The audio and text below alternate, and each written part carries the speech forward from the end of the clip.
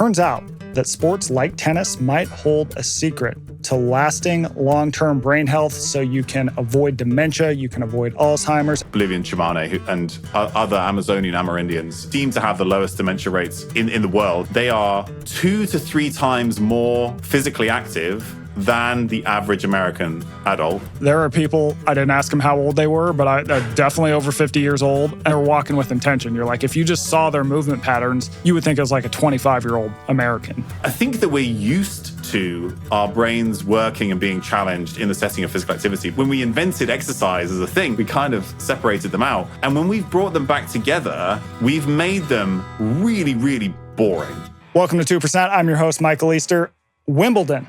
The big tennis tournament, it is going on right now, and it turns out that sports like tennis might hold a secret to lasting long-term brain health so you can avoid dementia, you can avoid Alzheimer's. And to talk about that, we are bringing on the guy for all things brain health. He's a friend of the pod, Dr. Tommy Wood. He wrote the book, The Stimulated Mind. And then after that, we are going to cover 6 of your questions for our very first AMA. We got some good ones. So we're going to start, though, with Tommy.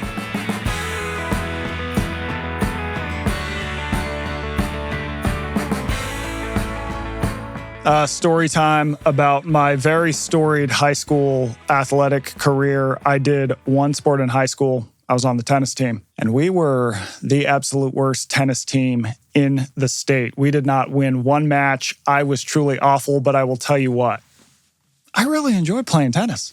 It's a great sport. I had good friends on the team.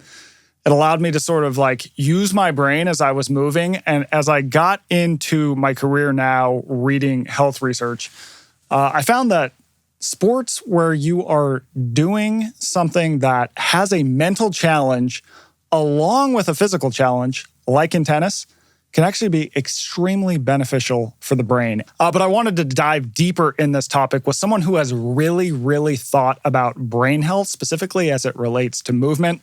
So we are going to bring on an old friend of the show, Dr. Tommy Wood. He is a neuroscientist. He is also the author of The Stimulated Mind, which is one of the best books I read this year. I absolutely love the book. We had an older conversation with him. If you just scroll back in your feed or on YouTube, be able to find that. So with all that said, we're going to bring on Tommy to talk about the power of tennis and other sports that require your brain. All right, Tommy, thanks for coming back on, man. Thanks for having me. I'm excited to be here again. I wanted to bring you on because I have written about navigation, the brain benefits of navigation, which you touch on The Stimulated Mind. But when I wrote about navigation on Substack, the reason I was thinking about it is because I did this crazy hike through southern Utah where you're navigating the whole time, and it led me down this rabbit hole of, humans sort of evolved to navigate all the time. We rarely do it anymore. We just sort of offload everything to Google Maps. So kind of tell us about that. Why is it that this pairing of these two things seems to be beneficial? When you look at big analyses of interventions, of physical activity interventions and cognitive function, you tend to see that the interventions that have the biggest impact are those that have a coordination component. And there's a lot of different ways that might happen. So this includes things like Tai Chi. Sometimes it includes yoga, Pilates. But some of the most impressive studies include something that's more sort of like cardiovascularly challenging, plus you have a cognitive component layered on top. So they've compared like badminton to cycling, and they've compared dancing to circuit training. In kids, they've looked at things like executive function when they have them do jogging around a track versus like ball skills and skipping ropes and things like that. So you have this, particularly when it comes to something like a racket sport, you have complex motor skills, but you're also like strategizing. You're thinking about how I'm responding to this person. I don't know where the ball's going to come from, but I'm also trying to manipulate my opponent around the court so I can hit the ball past them, right? So it's this rapid information processing, which is something we don't get a lot of in the modern environment, like really rapidly having to respond to the environment, plus layering on decision-making, strategizing, and the additional complex motor skills and physical challenge seems to then result in greater changes in brain function and structure. You can measure it on an MRI scan and then sort of measure cognitive functions, and they seem to improve more when you're layering on this like complex motor aspect. Yeah. So when we were emailing, you used the term open skilled sports. So that's basically any sport, like you said, where there's obviously a lot of physical movement, but then the strategizing movement. So we're talking tennis, badminton, ping pong, basketball, baseball. I mean, there's like any sport where you're almost having to go against another person and there's some skill behind it along with the physical activity. Yeah, so all the ball sports, racket sports, I think board sports, surfing, skateboarding, that also requires this sort of navigating the environment, responding to it. Most martial arts are going to be like that too, right? You're rolling with somebody in jiu-jitsu, you're trying to avoid being strangled whilst trying to figure out how to kind of flip them over. I think anything like that that requires you to access multiple sort of cognitive networks on top of the physical part seems to have these additional benefits. It made me think about how in the sort of modern era, we do a lot of things with our brains, but we're often sitting. So like I'm behind a computer writing, I'm reading a study on Google. Yes, I'm using my brain, but my body isn't moving. But then when I go to say, okay, I'm going to move my body to get, these physical benefits, I'm often doing it in a context where I can just totally shut my brain off. Yeah. And it's like, if you go to a gym, you see everyone's lined up on the treadmill. They might be running, they might be walking, but they're just kind of zoned out to whatever the screen is. And there's none of that. Like we've sort of lost this pairing between these two in the sense when we think of quote unquote exercise. When I think about the activities and sort of inputs that the brain probably expects from a physical movement standpoint, and often from a cognitive standpoint, they should kind of come together, right? So it's navigating, it's hunting, gathering, dancing, right? Being this sort of core human activity. So I think that we're used to our brains working and being challenged in the setting of physical activity. But when we invented exercise as a thing, we kind of separated them out. And when we've brought them back together from a scientific standpoint, we've made them really, really boring. And so I think we also talked a little bit about this idea of something called brain endurance training. This is where you layer cognitive training on top of physical activity. But what it looks like from like a quote unquote scientific standpoint is you put an athlete on a treadmill for 45 minutes or an hour, and then you have them do like cognitive tasks on a screen the whole time, which having worked with a lot of athletes, they'll do it once and they'll be like, I'll never do that again. Never again. Never again. But I think that you're going to get even more benefit just because the way that we naturally tend to activate our brains while we're moving our bodies. Right, just have them go play. Right, I work with Formula One drivers; they love paddle. Have them go play paddle instead. Right, you're working all those same networks and skills in a much more sort of natural and enjoyable environment. But I think that people probably also notice that when they allow themselves, when they start to move, their thinking changes, right? You'll often like start to have new ideas, and maybe your mind will start to wander, or like bring in new connections. And I think that's as you move, you get increased blood flow to the brain. You start to release a whole bunch of factors that can affect cognitive function, usually in a beneficial way. So there's something about the way movement changes how our brain works that also seems to be beneficial. And then, right, if you can layer on some real focus and interaction with the environment, that seems to kind of maximize those benefits. And in the stimulated mind, you mentioned a couple studies in hunter-gatherers, specifically older people in hunter-gatherer tribes. They don't seem to have these sort of diseases of cognitive decline at the rate we do. And when you look at what are the people we would consider retirement age in these communities, they're not like sitting around going like, well, it's all over for me. Now I can just kind of hang out around camp, like everyone bring me my food. They're actually like going out and finding food. And they're doing all these different tasks that are physical, but also have the mental component in the sense that like, you don't know where food is. You got to navigate the environment. You got to remember, okay, where did I come from? Where am I going so I don't get lost? Are there any animals around? Like there's all these cognitive things that are happening with that. And that might be, I mean, there's a lot of things going on, but that might be one reason why these people don't seem to suffer from those diseases at the rate that we do. I definitely think that has to be a part of it. So some of the studies are in the Bolivian Chimane and other Amazonian Amerindians who seem to have the lowest dementia rates in the world, at least that have been measured. And then people ask about like how do they know whether they have dementia or not? But you have to sort of go and explain what that looks like. Do they have people in the tribe who experience these kinds of symptoms? They do have it occasionally. It's just very rare. But they do have people living into their 70s and 80s. That's not unusual. It's not that people are sort of dying before they might get dementia. But you're right. Even at that age, they are 2 to 3 times more physically active than the average American adult when you look at like steps per day, for example, or just like number of hours moving per day. And it's interesting that when you're older, often you're doing more of the hunting and gathering than your children, or like individual of your children's age, because they're looking after the kids and doing other things. And so it's still your job to go out and hunt and gather and be an active sort of part of the community.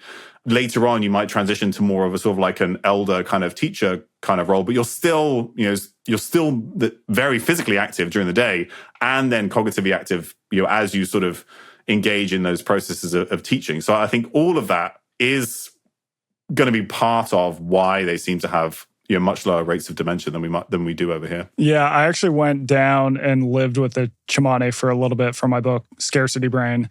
And I would tell you, there are people, I didn't ask them how old they were, but I definitely over 50 years old. And they are just like walking around the jungle. They're carrying stuff all day. They're just doing stuff all day. And it was very impressive because they're also not doing it. They're not shuffling around when they do this. I mean, they're walking with intention. You're like, if you just saw their movement patterns, you would think it was like a 25-year-old American. It was amazing.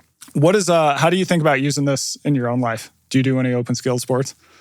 My mate, I classify strongman as an open skill sport. That's the sport that I compete in. So I like it because it's this combination of where you require some kind of cardiovascular fitness, but also strength.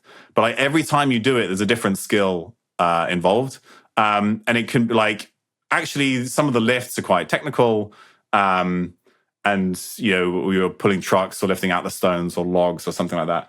It probably I could probably benefit from some pickleball or something, or a tango class as well. So I won't pretend that it gives me everything, but certainly it's often a cognitive challenge in addition to a physical one. Well, there's also the social component to a lot of these sports. So a lot of sports, you have to have another human being you're doing it with, and the social component seems to be big. I mean, we used to live in this neighborhood that had these pickleball courts, and there would just be people hanging out, playing pickleball all day. They're having an awesome time. We actually had one lady who brought, she might have had a couple too many wines while playing pickleball, and she drove her car onto the pickleball court after, so don't go that crazy. But that's all to say that, like, this is not just moving around playing pickleball. This is like a social event that's happening all the time. Yeah, and I think that the sports that seem to consistently be associated with better cognition and better quality of life long term do have that component as part of them. So one of the reasons why I do strongman is I compete several times a year, and like the same people show up and everybody's cheering each other on and we're all friends, and like that like having some kind of outlet like that, I think is really important. That's awesome. So the TLDR on this is watch Wimbledon and then go find yourself some sort of sport. Ideally, you do it with another human, but definitely you want some sort of cognitive challenge that comes in line with it. Absolutely. Awesome, man. Thanks for coming on to talk to us. Thank you. All right, we just talked to Tommy Wood about the benefits of moving while thinking, especially ball sports and other sports that have a mental component. And now we are going to roll right into our very first AMA. I'm excited about this. We are fielding questions from people who have sent them in to either the YouTube comments, to media@twopct.com, or to my Substack. So let's get into the first one. This one comes from Brandon Tice. He sent it via email. He asked, how do I stay fit while traveling this summer? So everyone's going to be doing a lot of traveling this summer.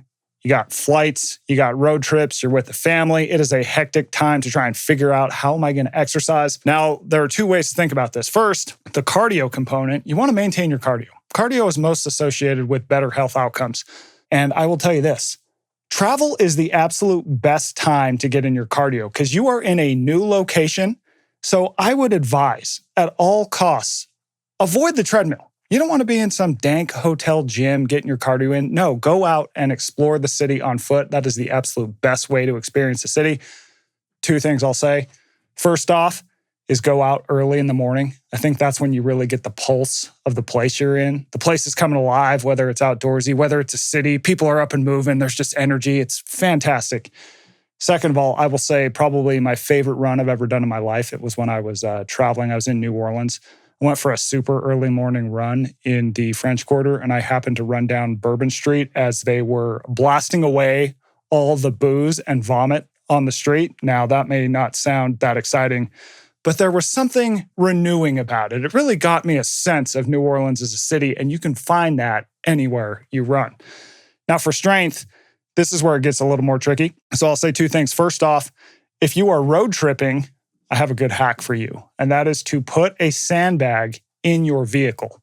Now, the reason for that is because unlike, say, kettlebells or dumbbells, sandbags are not going to fly around as you take turns and destroy your items or run into your child. The sandbag will just sit dead weight in that trunk, and it'll hang out. It's a really great tool. You can basically do everything with a sandbag that you can do with dumbbells and more.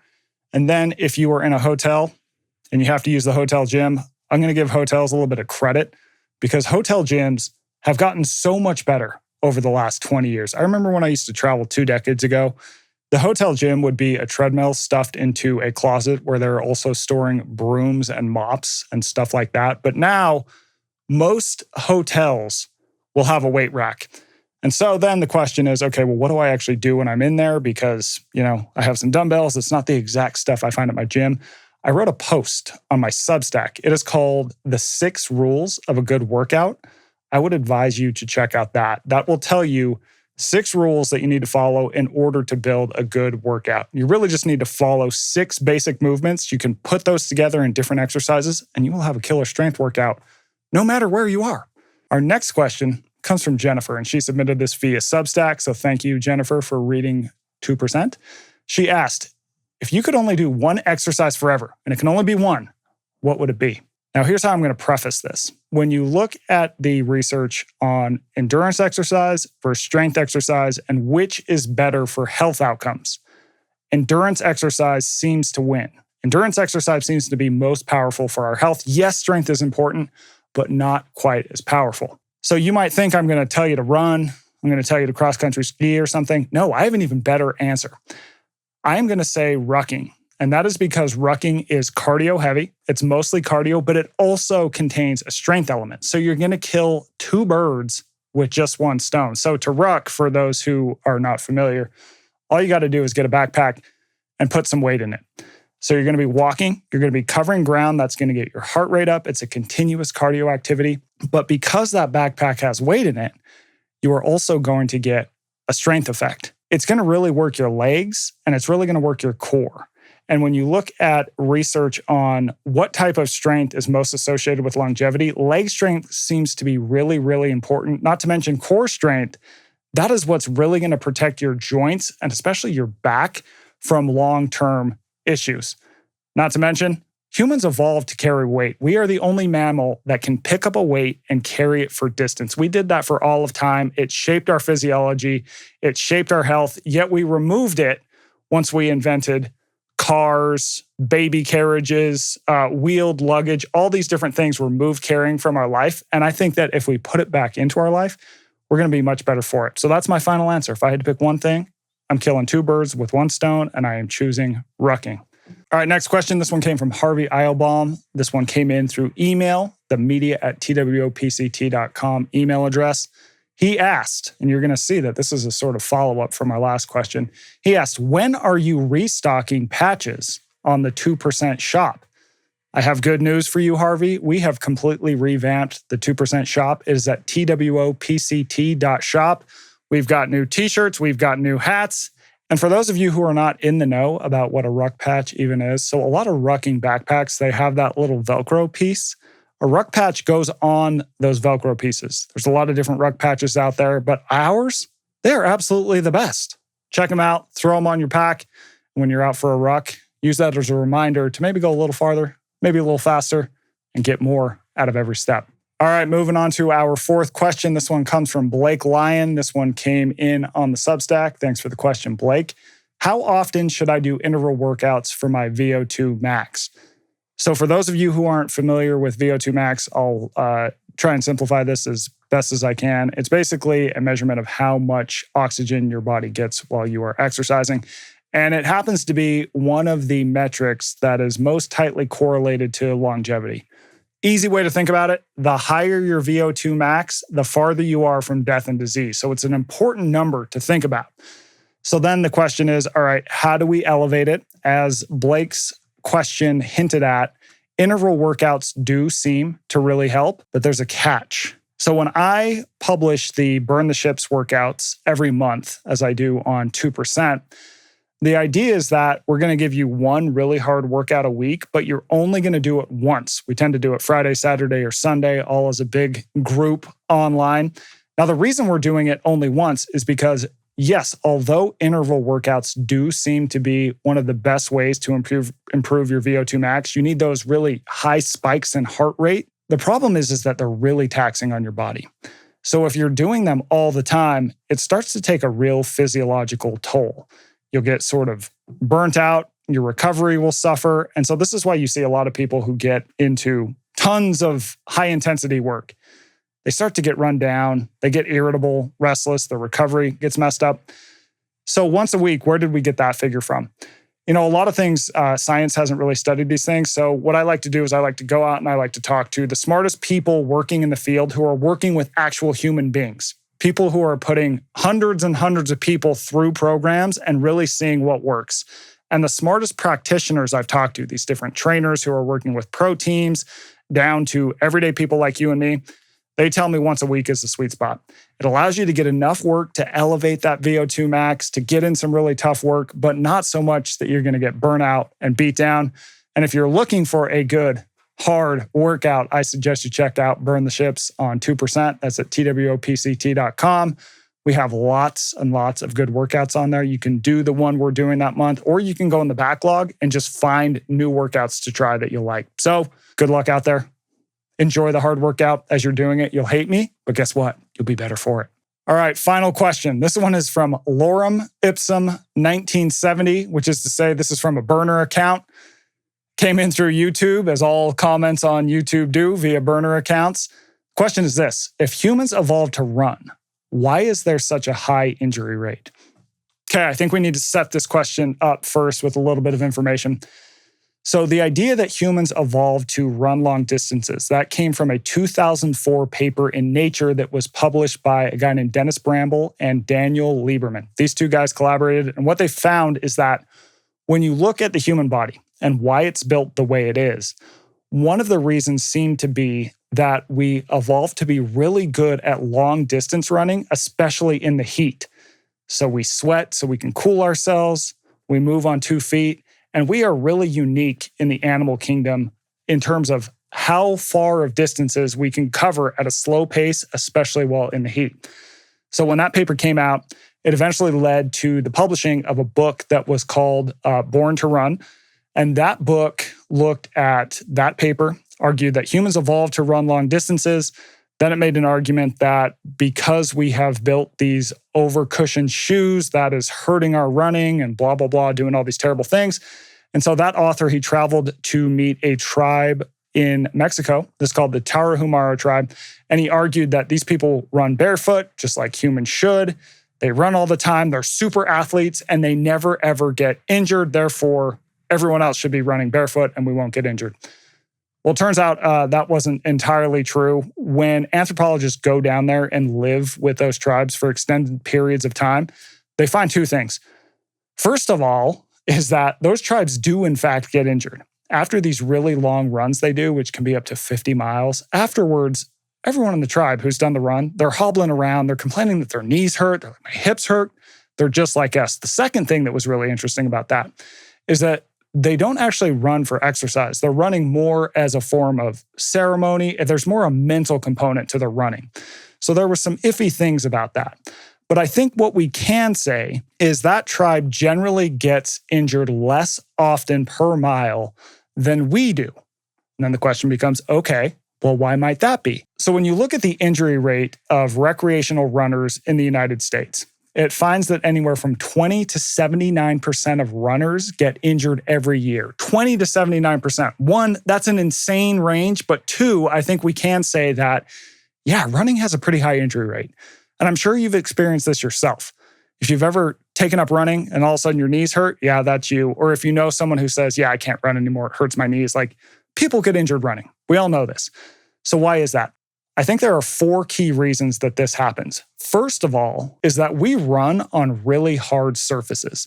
So when you think about it from an evolutionary context, we were running outside on dirt and on grass. Those are much softer surfaces. So when we take our running to concrete, that's going to put a lot more impact on your joints every stride, and that tends to make them irritable over time. Now, the second reason, we are much larger people than we were in the past. If you look at these tribes that do a lot of running and tend to have slightly lower injury rates, they weigh on average like 120 pounds. They're just much smaller people. People in the West, as we started getting better nutrition, better public health practices, we started to get much bigger. So the average American today weighs anywhere between 170 pounds to 200 pounds. Well, even 100 years ago, the average American probably weighed 130 pounds, 140 pounds. So now when you run with these bigger frames, that's going to be putting a lot more impact on your joint every stride. And you might have some knee problems, some hip problems, etc. Third reason is that we are a lot more sedentary than we were in the past. So in the past, we were walking all the time. We were putting our bodies in all these different positions like squatting, like kneeling. So our joints were moving through a full range of motion. We were constantly sort of giving them this low-level impacts that would strengthen them over time. And then we started working behind desks. And we sat in one position all day. We didn't give our joints these tiny impacts they need to get stronger. And then we go out and we go, you know what? I'm going to run a really high-impact activity. And bam, problems tend to set in. And then fourth of all, this is the final part of this multi-part answer, is that now that we sit and we decide, hey, I'm going to go out and run, we often pick up marathon programs or half marathon programs that just give us way too much running way too soon. So people will pick, say, a 24-week marathon program, a 16-week marathon program. They have to go from 0 to doing a ton of running all at once, but your body takes way more time to adapt to all those impacts than you're going to have for that 16-week or 24-week program. So I think one answer to that, one way to get around that, is to, if you're going to do a marathon, start training a year in advance and only increase your weekly mileage by 10% max, ideally 5% every week. Just slowly ramp into your running, and your problems are probably not going to arise like they would had you dove in head first. All right, we're done with our official serious questions, but we always leave room for something real stupid around here, which brings us to our Department of Ridiculous Questions. This time, we are answering a very important question, which is, what is the difference between a sport and a game? Now, this question originally arose when I was in college after a few drinks in a dorm room. Someone asked that simple question: what is the difference between a sport and a game? A heated debate ensued, and here's what we landed on. Sports are generally more high-paced. Games are not. Now, of course, we could probably calculate that via some scientific formula where we look at energy expenditure over time, where we look at all these complicated metrics. But my answer to this question is far, far simpler, and I think it's more accurate. The difference between a sport and a game is that you can play games while smoking a cigarette. You cannot play sports while smoking a cigarette. So if we look at sports and games, basketball, that's a sport. Football, that's a sport. Track and field, that's a sport. You could not smoke a cigarette while playing any of those sports. So what are games? Golf is a game. Bowling is a game. Cornhole is a game. You could easily smoke a cigarette while playing those games. Now, baseball, I would argue, is mostly a game because I think you could smoke a cigarette while playing baseball most of the time. So there's an answer that gives you nothing in life, but hopefully makes you think. All right, thanks for listening to the episode. We're going to have another AMA coming at you soon. So if you've got questions, send them to media@twopct.com or drop them in the YouTube comments. You can do that with a burner account, just like Lorem Ipsum does. We like that. No judgment at all. As always, we are in your feed twice a week, so please keep an eye out for more. Please hit subscribe. That way you'll get those updates. You'll know exactly when those episodes hit your podcast app or your YouTube. Check out the iHeart app. It is free. It's got video coming to you. And as always, have fun, don't die. And if you're going to play a game, I don't know, maybe don't smoke a cigarette.